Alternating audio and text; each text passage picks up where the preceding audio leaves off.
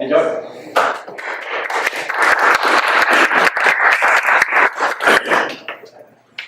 Okay, so hi, my name is Eric Wayne. I should use the mic. Okay. Hello.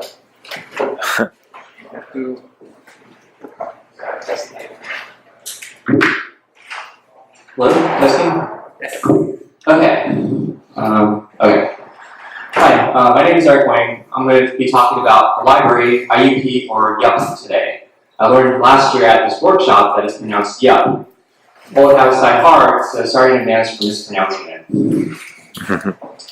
Very quickly, I'll give you my background. I worked on a global satellite communication system called Globalstar. It involved launching satellites into space with rockets. It's not relevant for this talk, but everybody says it sounds cool. I've done a lot of cross-platform development. I started from scientific visualization, eventually led me to becoming a Mac OS X Cocoa expert to build deeply integrated native UIs with OpenGL visualization systems. I wrote the world's first full-featured bridge between the Lua language and Cocoa. I gave a talk on this last year at the 2016 Lua workshop. I co-authored the book, Beginning iPhone Games Development, published by A-Press. I worked on some commercial game engines. I was the chief architect for the current SDK, which allowed people to write native cross-platform games in Lua. I later co-founded Atlantica to build a game engine for Accelerator, so people could write native cross-platform games in JavaScript, embedding JS like Lua. I also gave a talk on this last year at the 2016 Lua workshop. Since Android is so painful, I was forced to become an Android expert to help out. I am currently working on a cross-platform SDK to make native app and game development simpler called Blur SDK. So with that out of the way, I'm curious, so how many of you know YUP or IUP? Okay, so a little less than half of you. So let me quickly introduce YUP or IUP to everybody for those who are not familiar with it. IUP is a library designed to help you build native user interfaces in a cross-platform way. It was developed at PUC-Rio, the same university as Lua. In fact, it started as a research project in the mid-90s, and you may recognize that one of the Lua authors is on this paper. It is MIT licensed. Look at the list of backends. You'll notice that macOS 10 is missing from this list. I believe this is why IUP remained relatively obscure and unknown, even though it's been around for so long. That's a hard platform to ignore when talking about using a cross-platform GUI library. So that's where this talk starts. So let me tell you about my personal story of what led me to IUP. I have been creating a new SDK called Blur, originally designed to make cross-platform mobile and desktop native game development easier. My co-presenter, Chris, describes it as Create React App for native development. The core set of libraries consists of many pure C libraries for maximum portability and performance, but also to allow language bindings. So Blur officially supports writing in C, Lua, JavaScript, and Swift. I showed a couple shots last year in my JavaScript talk. But to make things really great, I realized I needed GUI tools. For example, one feature of Blur is that it provides a centralized cross-platform build system built on CMake, which allows you to simply list your project files in one text file. But you get out native IDE projects such as Xcode, Visual Studio, and Android Studio, so you can use the native tooling for each platform and without needing to keep them all in sync. While I could reuse the same game technology to make some of them, like the Sparkle Designer, there are a lot of things that really should be more native. Since this feature launches other programs, it should be lightweight and not take much CPU or RAM. And it should not require a lot of screen real estate, since the typical workflow will have multiple applications open at the same time. So a large OpenGL window encompassing all widgets isn't ideal. Since I support developing on multiple platforms, I didn't really want to write different GUIs for each platform. I've been in cross-platform for a long time, so I've used a lot of different toolkits: WX Widgets, Qt, Java, TK, WebKit, and so forth. I just like all of them. For time, I'm not going to go into the details about all these, but this time around I decided to go with Qt Quick. While I've done some old Qt, Qt Quick is a relatively new feature/rewrite that the Qt community has been pushing developers to use. So I decided to finally give it a try. In the end, I was very unhappy. I'm going to skip describing all the bugs and details, but I did get something that eventually worked. But as somebody who spends a lot of time on Mac, I I hated the user experience of my own program.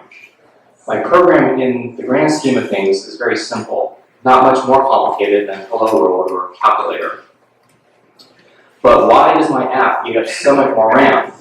Depending on the platform and how you measure, it can be like 4x. Similar result in Linux. Why does my app take so long to launch? Watch how many times the icon bounces in the dock.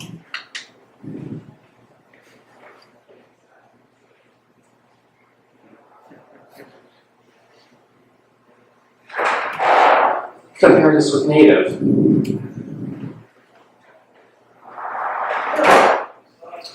And the GUI experience wasn't truly native. For those who don't know, Qt isn't fully native. They re-implement their own widgets, but happen to have really good skin artwork. But Mac users like me quickly feel where everything is wrong because there's a lot of subtle behavior that Qt does not reproduce.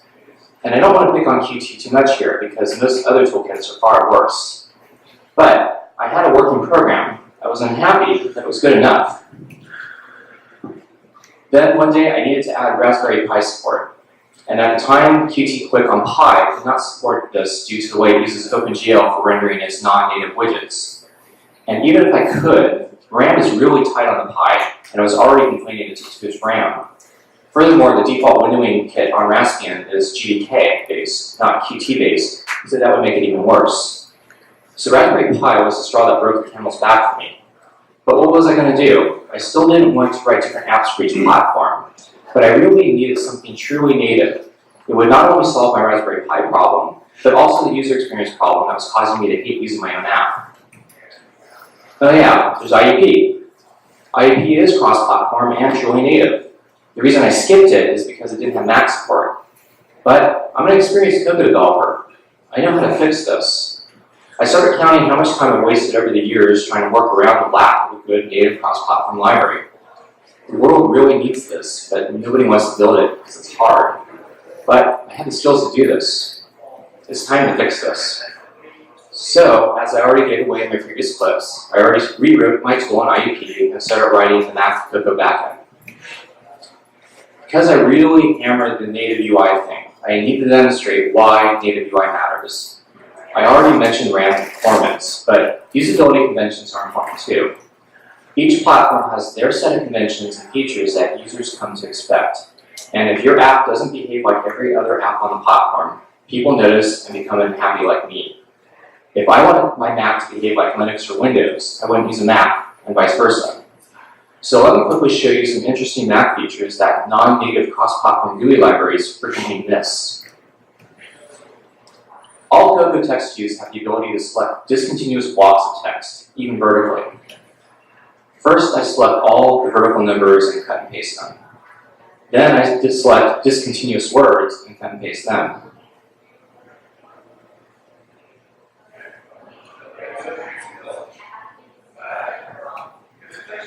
This is a feature I use heavily on Mac for all text views, so when apps screw this up, it irritates me to no end. Command E will put the currently highlighted text into the find buffer. Then Command G will then find the next occurrence of the word in the for current focus view. In this example, the native Cocoa is at the top, Java-based Android Studio is at the bottom. I want to find all occurrences of the word malloc in this file. So I highlight the first malloc I see and hit Command E. I then hit Command G multiple times until I wrap around the document. But when I use the non-native app, Command E does the completely wrong thing and pulls up a recent files dialog. And Command G does absolutely nothing.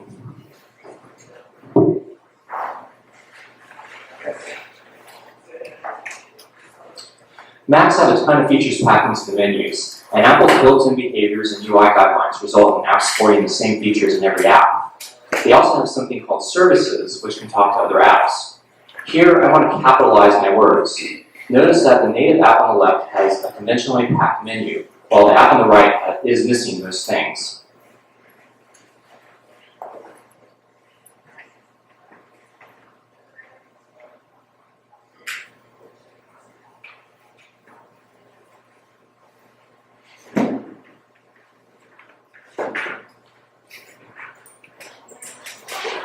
You can bring up a dictionary service for any native Cocoa text.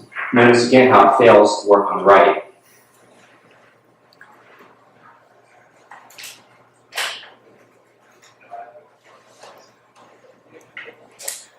Because of some of my past work in audio, I have been contacted by people with impaired vision. I always feel a tremendous amount of guilt because the projects I worked on never spent resources on this. The video game industry is the absolute worst at being accessible. But if I at least use native UI, those users have a fighting chance because the big platform vendors spend a lot of resources to make their platforms accessible and apply automatic behaviors to any apps that use their native widgets. So here are two very simple examples. There are built-in options for people with impaired vision, which can change how widgets look. In this screen, the native apps are at the top left and top center. Qt is on the right. Java-based Android Studio is bottom left. And the Electron-based Slack is bottom right. Notice as I toggle the high contrast option, the native rendering changes, but nothing happens with the non-natives. It is worth noting that on iOS, when they move to flat design, the buttons start looking like labels. If you turn on accessibility features, those buttons will actually be drawn differently, so you can actually clearly see their buttons.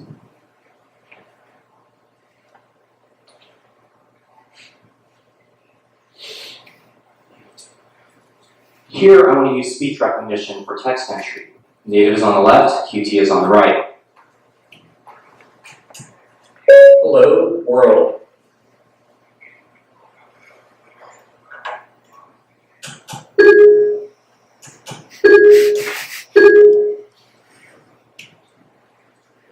IUP researched how to solve the problem of creating native user interfaces in a cross-platform way. The problems are as follows. How can you make a cross-platform interface when the native interfaces for every platform are so drastically different? Additionally, since every platform uses a different programming language for their native development, how do you deal with this in a flexible cross-platform way? For example, Qt is implemented in C++ and expects you to subclass to override things. But remember, Qt isn't native. If a native widget is implemented in C on GDK, Objective-C on Mac, Java on Android, and so forth, it is not possible to subclass a C++ class in any meaningful cross-platform way to alter the underlying widgets implemented in a different language. IUP solves these problems in the following ways. IUP's core and public API are implemented in pure C, because C is the one language that every language can talk to. Platform backends are implemented in each platform's native language using the native widget set.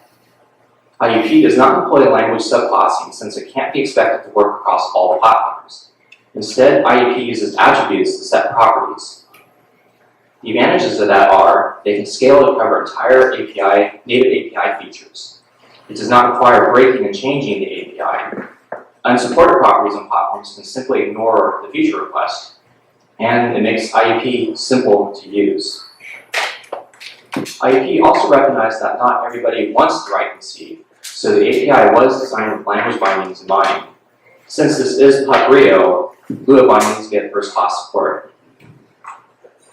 To address the different sizing and layout problem, IUP invented a textual layout description format called LED. It is optional, but it can be very convenient if you want to make slightly different layouts for different platforms while keeping your code unchanged. IUP also has a live in-app runtime layout editor. The real app GUI is on the left. The layout editor is opened on the right. Watch as I move some of the buttons around.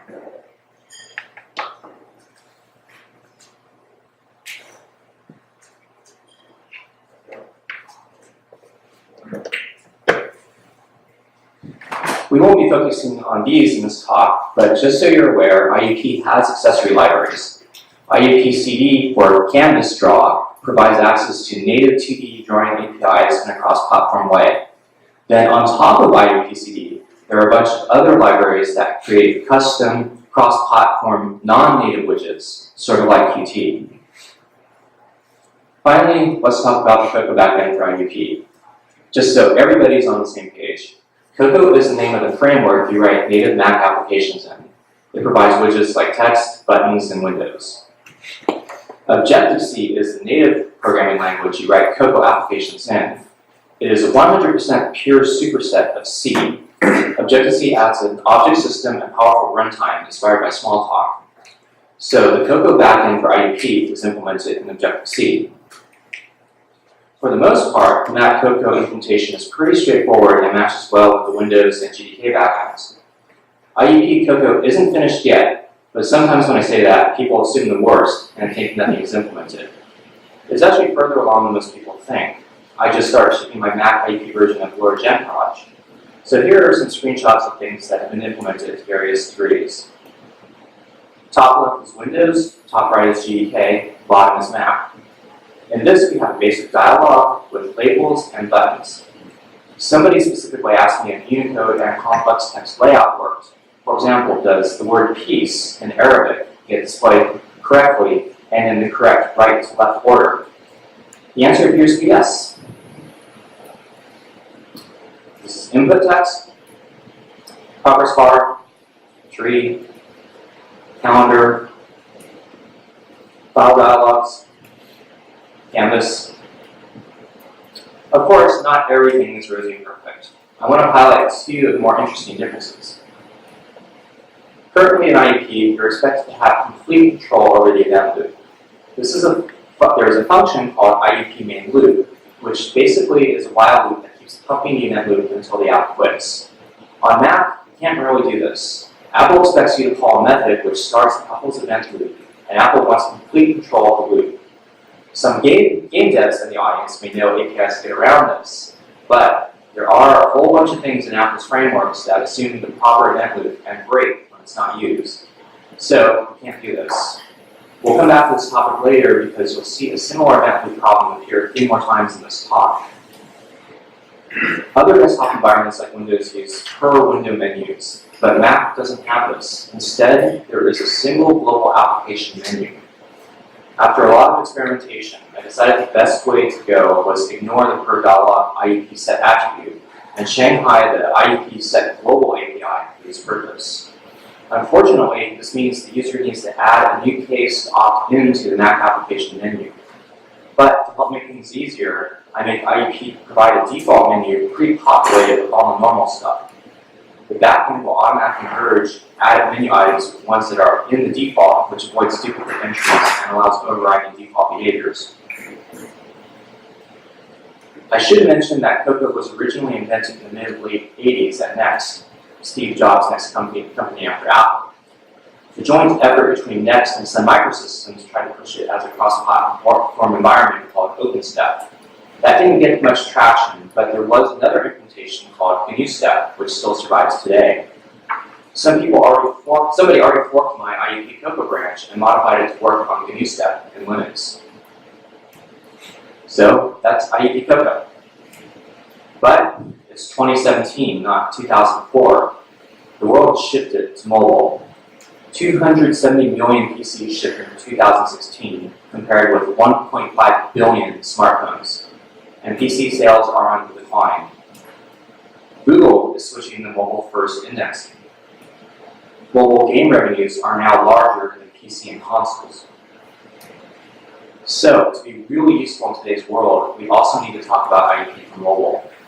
The good news is that IUP's thoughtful design seems flexible enough to handle mobile already.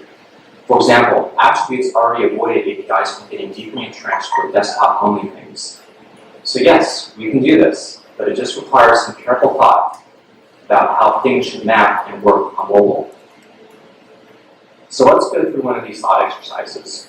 What does dialog mean for mobile?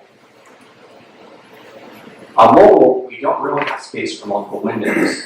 On iOS, there is a class called UI window, which shares similarities with the desktop window, where it is a full-screen window that serves as a view container for all widgets on screen.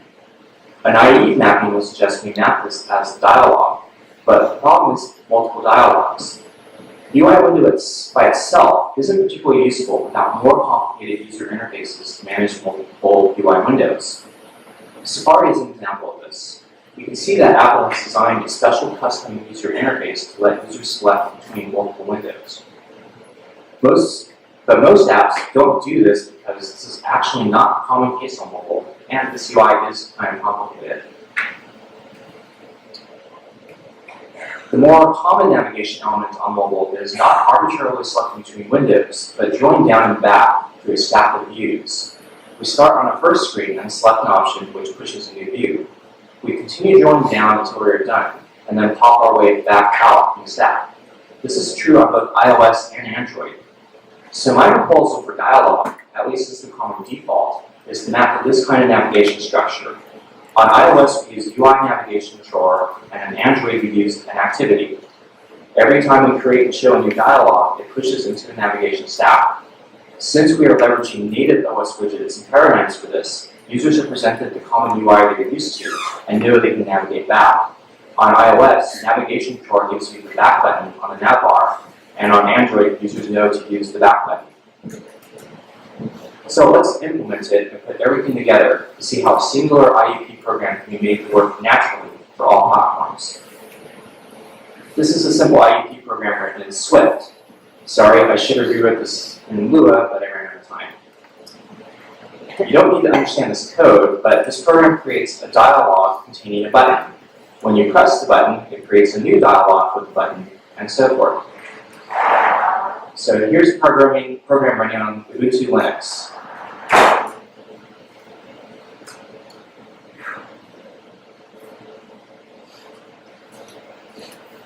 Since I mentioned Raspberry Pi earlier, here's the same program on Raspberry Pi.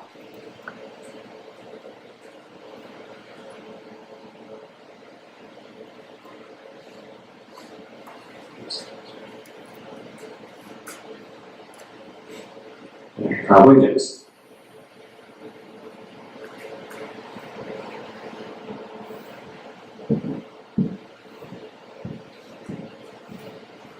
Now we're on math.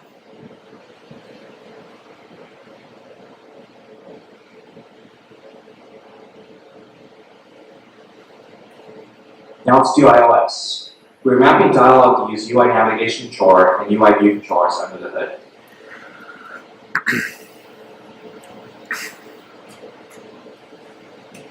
And finally, Android. Here we map dialog to activity, which is a little like iOS view controller. So implementing IUP for iOS is pretty straightforward, aside from all the thought exercises. I do want to mention that the event loop design is a problem on iOS too. Apple wants full control of the event loop. So let's talk about Android.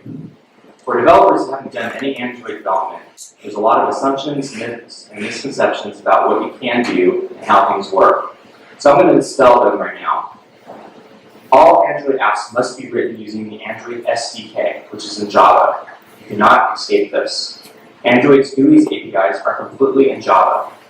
Android originally was Java only, but had decayed to game developers, and they provided the Android NDK, which allows for C and C++ development. Unfortunately, the Android NDK is awful. Legendary game developer John Carmack of Doom and Quake fame called it half-baked, and says it really does suck. People like to remind me that Carmack has rarely complained about developer environments, even ones that were notoriously famous for being hard, such as the Sega Saturn. So this is damning. But this quote went viral because every NDK developer knows this theme. The NDK is a second-class citizen on Android with poor integration. Android NDK provides very few APIs, and they have no APIs for native GUI. So to get native GUI from C, we must use Java JNI to cross back and forth between Java and C. I have given multiple talks bashing the NDK. For more details, check out my JavaScript talk from last year. Also check out my Swift on Android talk from earlier this year at the Tri-Swift conference in Tokyo. I'm not going to repeat those because I have other Android problems I need to bash in the context of IUP. Another horrible thing about Android development is its use of God objects. In Android, a large number of APIs require a context parameter. And of course, Android couldn't be bothered to give you a standard API to get a context. This one choice has made it a nightmare for authoring libraries, especially for pre-existing cross-platform libraries, which never needed a platform God object to be explicitly supplied with most API calls. Imagine all the pre-existing libraries that call fopen.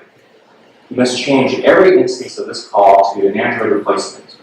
Okay, fine, function rename wrappers are easy. But now you must somehow also acquire a context instance and pass it as an additional parameter. But there's no standard way to get a context. Of course, the reality is that nobody is going to do this, and everyone tries to find an awful workaround for it. The most common source of context is an activity class. A common mistake, though, is libraries trying to support Android is they try to hold a reference to a particular activity. But because activities are intended to come and go at will, it is incorrect to hold a reference to one and keep it rooted past its expected closing. So there's another object called application, which fortunately does last the life of the entire application. But as before, there's no standard API to get the application context. The typical pattern is to create your own subclass of application, force it to be the application class, and implement your own getter so you have a way to retrieve it throughout your own application. So that's what I've employed for IUP. On Android, Android controls the event loop, period.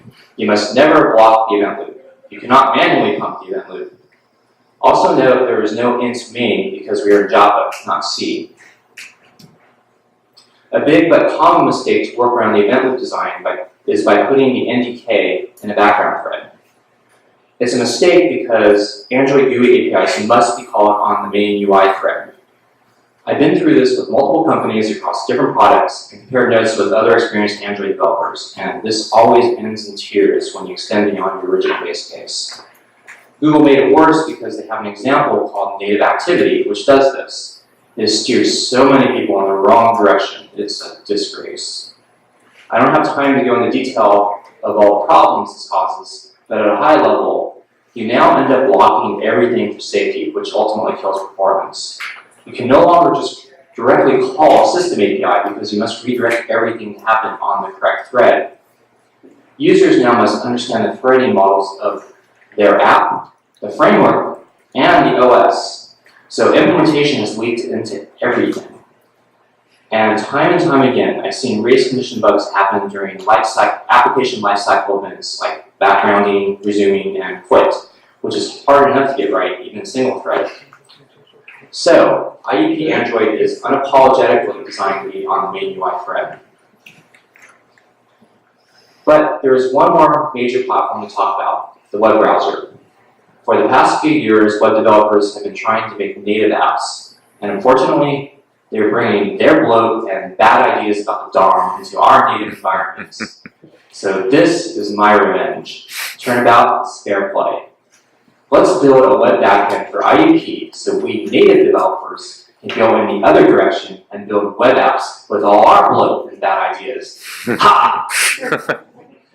But while I know JavaScript in a non-web context, I don't actually know much about the DOM in the web browser. Fortunately, I got really lucky and found Matzenbach, who is an expert on these matters. He's been doing the heavy lifting for this backend, so I turn the talk over to him. Alright, so this is IUP Emscripten. Ever since the early 2000s, we've had a battle in the industry between writing native programs or writing applications for the web. Everyone has their own preferences, and it's fairly clear this battle won't be won anytime soon. Thus, let's hedge our bets. Why don't we treat the web browser like any other platform? This is the core idea of IUP Emscripten. Let's take our native programs and deploy them to the web browser, as if it were any other platform. One of the problems up to this point has been JavaScript. It's the only language you can use to write applications for the browser. Native developers don't use JavaScript for many reasons, and thus a rewrite has always been required. But now, thanks to the Emscripten compiler, we can change that. This new tool allows us to bring additional languages to the web browser, thus breaking down the division between native and web applications. So, a few years ago, some very smart programmers created the C to JavaScript compiler called Emscripten. Around the time of its release, the folks at Unreal decided to see how far they could push this new tool.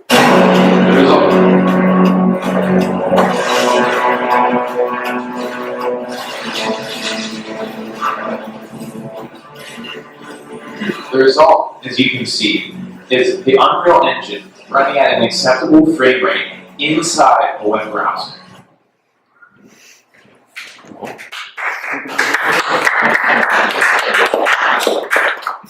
So what does this mean? This is obviously really cool. we can take an entire game written in C or C++ and actually get it to run in the browser. While they did compile all their code to JavaScript, they rendered it all inside a canvas, allowing them to draw all their widgets and components. However, this violates one of the core tenets of the IUP library, which is, of course, native widgets. So we want to bring that idea to the browser. Thus, we present the first cross-platform library using the browser's own native widgets. Alright, so normally with Emscripten, you give it your C code and it compiles into JavaScript. You have a file ready to run in the browser, and it also has planned WebAssembly support. But for our case, this isn't quite good enough. In order for us to render native widgets, we need to be able to call into JavaScript to access the DOM APIs. Emscripten didn't necessarily intend for this to be the case. They didn't expect for us to modify the JavaScript side. However, they do provide us with the ability to write external JavaScript functions, which can then be called from our C code. Thanks to these external function calls, we can now implement the native JavaScript DOM backend. And this is what really sets us apart. There are other cross-platform libraries that compile to the web. Qt is one example. However, just like the Unreal team, they draw their own widgets, losing the native experience. For a truly native backend, we have to call into JavaScript. Of course, the end result is a lot of jumping back and forth between C and JavaScript. But constantly jumping around may not sound that pleasant, but Eric swears it's still better than Android. So, here's an external example. And you don't have to know much C to be able to do this. So here you prototype a function just like you would normally in C, except you preface it with the extern keyword. This tells Emscripten this is going to be an external JavaScript function. Here we write a C function which will make use of this external function. This is returning init, so we're going to start an init. Now let's jump over to JavaScript. This is a library which is going to hold all our external functions. So here's the function. We're basically taking a widget and grabbing the element by that ID, and then this is actually going to return a string, but we're pretending it returns an integer. Back over here, and then you return your init. So pretty simple, actually. Now, onto the widget creation itself. The user defines the widget they want to create, which we have access to on the C side. The question is, how do we get that over to JavaScript to render it using the DOM? Emscripten does not allow us to pass objects across the C JavaScript language bridge. We don't get a stack API like in Lua. However, we can pass integers across. Our solution then is to utilize a global ID map that maps integers to objects, thus serving as a proxy. So, how does this work? Alright, a call is made into JavaScript, which creates the object as an HTML node, assigns any necessary properties, and then generates a unique ID. The ID is stored in a global container object, along with a reference to the object. This ID is then returned back to the C side, which stores it in the widget's data properties. The widget itself isn't being passed back and forth, but rather each side references the same ID along with their own interpretation of what each particular widget is. This one-for-one integer ID map allows us to easily access objects on either side, creating a surprising bit of simplicity in a world of constant language shifting. So here's some really quick examples. This is a basic label input text and button. You've got Chrome, Firefox, and Safari. Here's an external dialog, aka pop-up. So you've got Firefox, Safari, and Chrome. Here's a drop-down list, Chrome, Firefox, and Safari. Here's a multiple selection list, Chrome, Firefox, and Safari. And finally, this is a kind of unique IUP one. It's an edit box drop-down. It allows you to either select or kind of start typing and limit your selections. That's Chrome, Firefox, and this is actually Opera, because this is kind of a hack in HTML, and Safari doesn't support it. As of yet, or is book. So, memory management. Because Emscripten follows a C and C++ paradigm, it assumes we are managing memory manually. There's no garbage collector on the C side. As it follows normal C rules, we use IUP to manage the memory for us. IUP provides map and unmap functions to handle the creation and destruction of widgets. However, the objects we create on the JavaScript side will be garbage collected. How do we prevent that from happening? The answer is the global ID map. Besides solving the problem of object access across the bridge, it also solves our memory management problems. Because an object exists in the ID map, it prevents it from being garbage collected by JavaScript. Otherwise, the object would no longer exist after our remote function was returned and finished and goes back to C. Likewise, by calling into JavaScript during IUP's unmap function, we remove the object from the ID map, ensuring it is garbage collected and ensuring that both sides always stay in sync. As Eric mentioned earlier, by design, IUP wants to control the event loop. Again, we cannot let that happen. We need to let the web browser and JavaScript control this, since all the interaction is taking place within the DOM. We have no other option. So what have we learned? The native experience IUP promises can be brought to the web. While this more than likely wasn't even a thought during the library's creation, modern tools have made this possible. With the addition of a web backend, your apps become more portable than ever. Forget worrying about operating system, version differences. If your user's device can run a web browser, it can run your application. You no longer have to make the choice between building a native or web app. You get both. And this returns developer focus to what's important, actually creating your application, and not worrying about system requirements limiting your user base.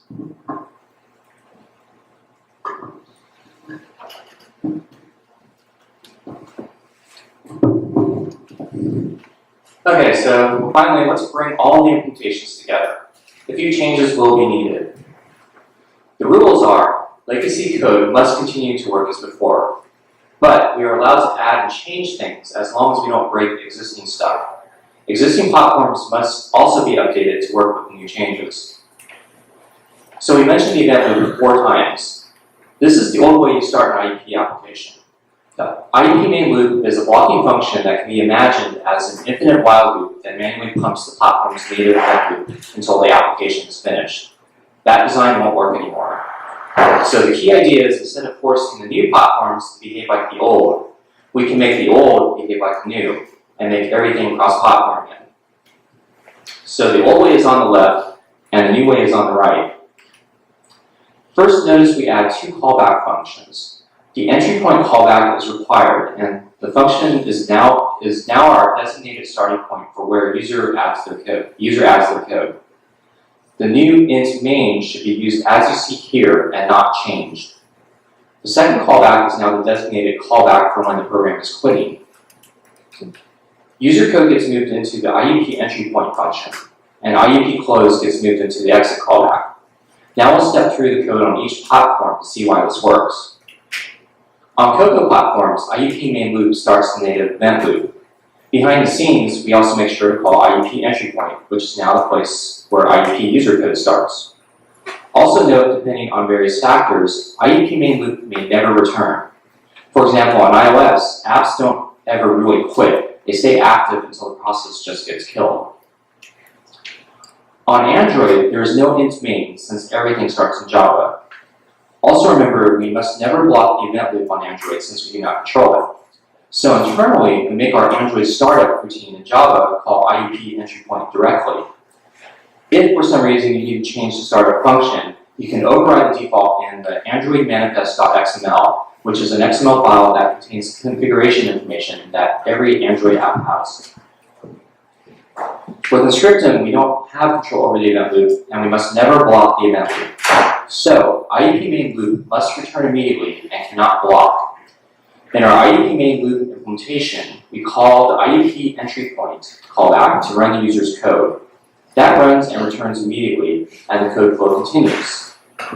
This means int main runs all the way through to completion and ends. There is a special compile flag for Emscripten that allows the app to stay alive and continue running even though int main has returned. Notice this is also why we remove IUP close from being called right after IUP main loop. Otherwise, we'd shut down IUP prematurely. So I've updated IUP's existing platforms to work with the new design. When IUP set function with entry point is called, we now know we want the new behavior. Legacy programs won't have this, so we can maintain backwards compatibility. In IUP main loop, we call IUP entry point to get things started. Then we run our infinite while loop to pump the event loop. At this point, things are pretty much as before. When the application quits, we end the infinite while loop and call the exit callback, which we'll call IUP close. IUP main loop returns and main finishes. So now our code is cross-platform again. All 4 of our new platforms must operate on the main thread. Apple is unapologetic about it and embraces it. Android we already talked about. And the web doesn't allow threads. IUP doesn't say anything about threads, but we require it now only be on the main thread.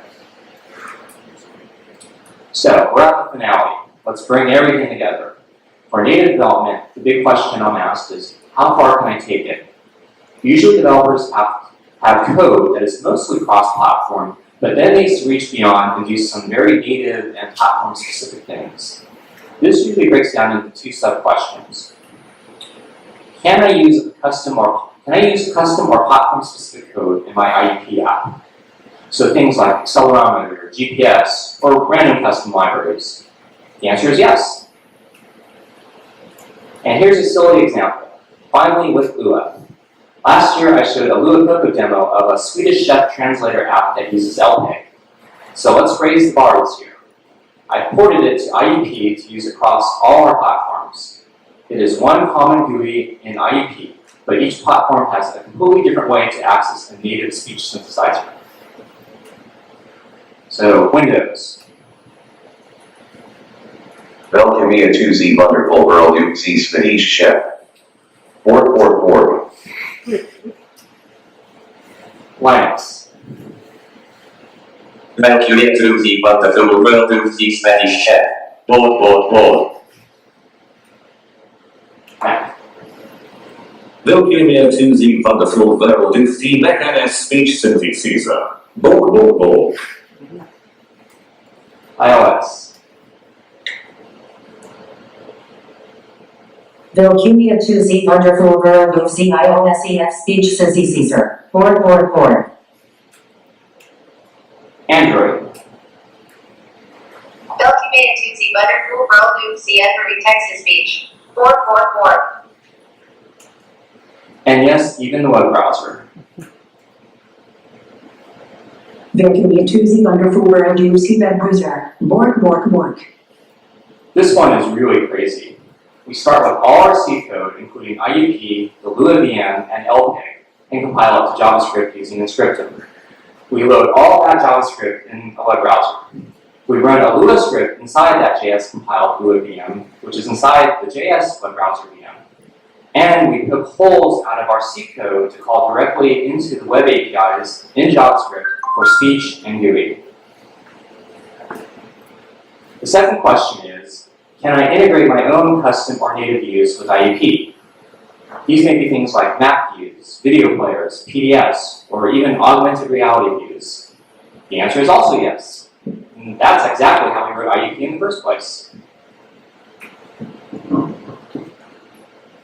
As an example of this, we'll demonstrate a web widget. Every platform has a different native control to render web content. We'll write the interface so it can work as an IUP program.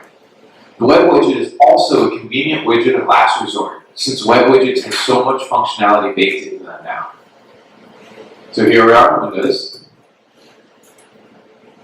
Linux, Mac, iOS, Android, and even a web browser inside a web browser.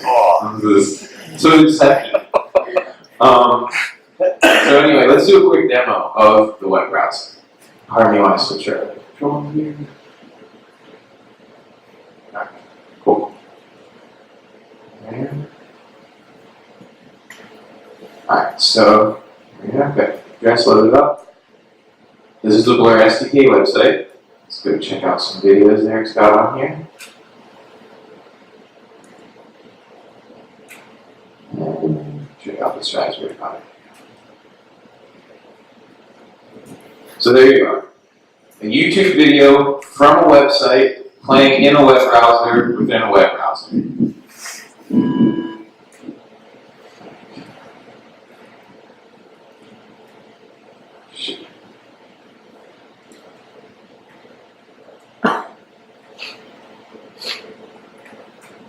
Alright, so what would you use this for? Maybe you want to embed YouTube videos into your app. Show a PDF if you don't have a native PDF viewer. Mac views and platforms that don't have native versions. For example, there's a cable company that already created a web app showing the channels in the TV schedule. They commissioned a separate native app, but they didn't want to re-implement this entire thing they already did. So they used a web view to show the schedule and channel listing within their native app. So the size is small too. This is a screenshot of Linux. Unlike, say, Electron, we don't need to embed a whole Chrome instance. This is already provided by the OS. As you can see, the entire app is under 1 megabyte of native binaries.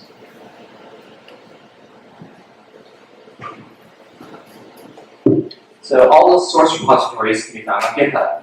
For those who just want to try it out and don't want to fuss around with getting it built, just in time for this workshop, Blur SDK now ships a sneak preview of IUP. Assuming that you have your platform's native powers installed, it's just a download and go. No install or spins up your system, it is completely self-contained. No fuss. IUP with C, Lua, and Swift is available. So please try it out. It has a free unlimited trial. So now I beg for your help. This project has gone on much longer than I expected. Sorry. Sorry, a little glitch. The project's gone on much longer than I expected. I would like to see the spin-off that remain open source, but I need help. So, ways you can help. You can purchase Blur SDK. Also, I added a donation link on the Blur SDK page. If you're interested in Patreon or GoFundMe, please let me know. Maybe corporate sponsorships. Sorry. If you have an IUP project that you would like ported to these new platforms, or just need help with an IUP project, maybe we can work out a consulting agreement. And of course, volunteers are always welcome. Also, we applied to Google Summer of Code this year with the IUP project lead, Antonio Scurry, but our application was declined because there were just too many applicants. If you have an organization that we can work under, maybe Blue Lab, we may be able to recruit mentors again for next year. And finally, please help spread the word about IUP Next with friends and on social media. Finally, if you'll indulge me for a few moments, last year in my Lua Cocoa talk, I mentioned the annual GIST walk for a cure. GIST is a lesser-known cancer which took my mother. It happens that this year's walk is this Sunday in San Jose, which is 40 miles south of here. If you're in the area or would like to make a donation, we'd appreciate your support.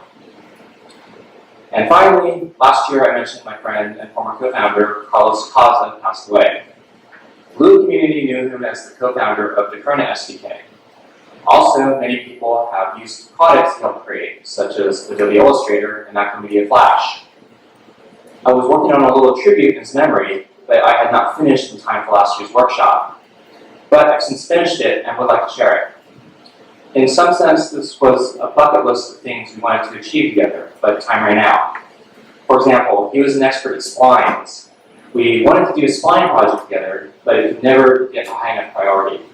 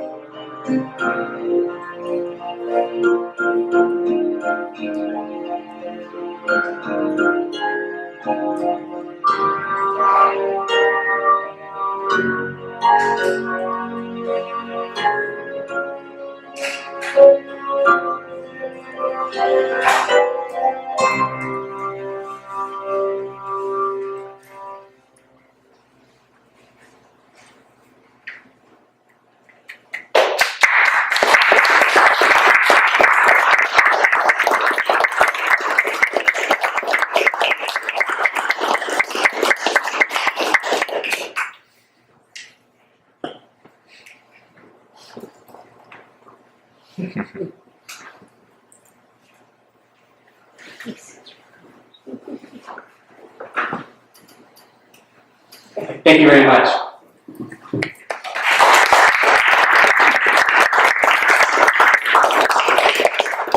So I think we have time for 5 minutes for questions. Any questions? How's the cooperation with the original IUP team going? Like, do you plan to ship all of this into like one single package, and, or are it going to be separate projects? Yeah, so the question was, how's cooperation with the official IUP mainline? So I am in constant contact with Antonis Gurry, the lead of the official IUP project. I'm constantly emailing him questions and asking for help and how things work. So the long-term plan is, yes, all this will hopefully get back pushed in the mainline. For now, though, yeah, they're in separate branches just because we're just making so many changes, and we are actually having to change some small things before, like the event loop that we talked about. So we're going to have to basically sit down once everything's kind of stabilized and kind of get him to agree that, yes, these changes are indeed needed and they should be rolled into mainline. It's a little early for that, but that is the plan.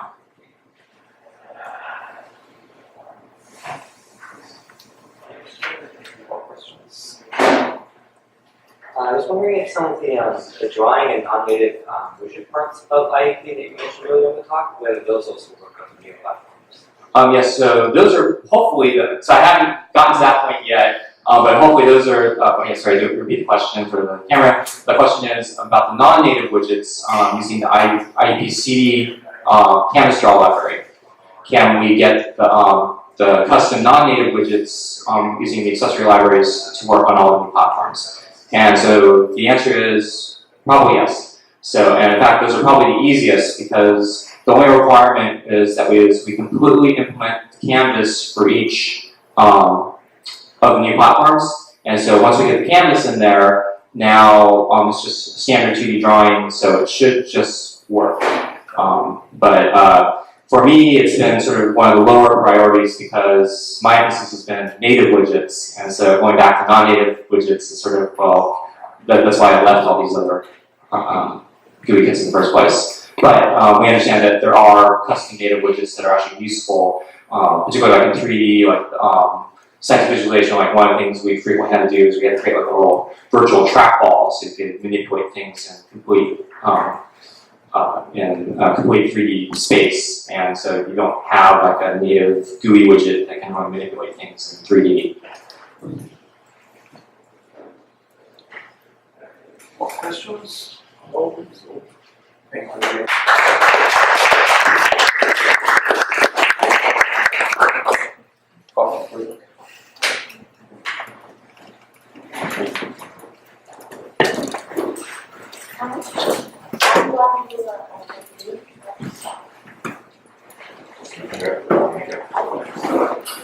Yeah, are you okay with that? I can ask this up. So a lot I have to do. I gotta use it. I wasn't gonna say that, but what you said was it all going for the book. You know, I love hearing your accent through that. That was just like you guys on the cake there. I can do this now. Okay, alright. That other way, I have to do it. Yeah. Sorry. Actually, it's fair. He's turning it around.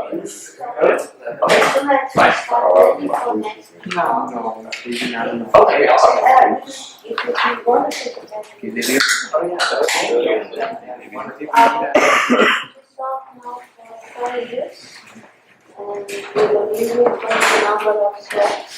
This year we got 7 swaps. Oh, wow. Last year 9 swaps. Yeah. So yeah, because we did the application and Yeah. and unfortunately we said too many applicants. Sorry. Too low. That'd be awesome. Exastra pure che l'adattatore lì non smette.